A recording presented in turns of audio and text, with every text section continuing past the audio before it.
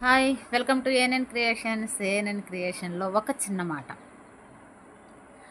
ఐకమత్యం విచ్ఛిన్నమైనప్పుడు ఎదుట వ్యక్తికి బలహీనులుగా కనిపిస్తామంట. ఐకమత్యము విచ్ఛిన్నమైనప్పుడు ఎదుట వ్యక్తికి బలహీనులుగా కనిపిస్తాం. దీని అర్థం ఏంటంటే,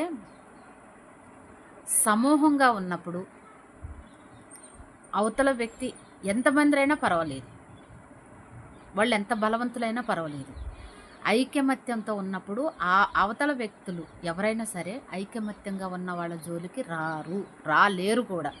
ఎప్పుడైతే మన ఐకమత్యం బలహీనమైపోతుందో మనం ఖచ్చితంగా వాళ్ళకి శత్రువుకి తావిచ్చిన వాళ్ళం అవుతాము. ప్రతి విషయంలోనూ వాళ్ళ జోక్యం ఎక్కువైపోతుంది. అందుకనే ఒక సమూహంలో ఏదో ఒక తేడాలు వస్తూనే ఉంటాయి. అవి కూర్చొని మాట్లాడుకొని ఐకమత్యంగా నిర్ణయం తీసుకోవడమే బెటర్. అలా కాదని ఎవరికి వారుగా వెళ్ళిపోతే విచ్ఛిన్నమైపోయింది. దయచేసి ఏదైనా సమస్య వచ్చినప్పుడు కూర్చొని మాట్లాడటానికి ప్రయత్నించండి.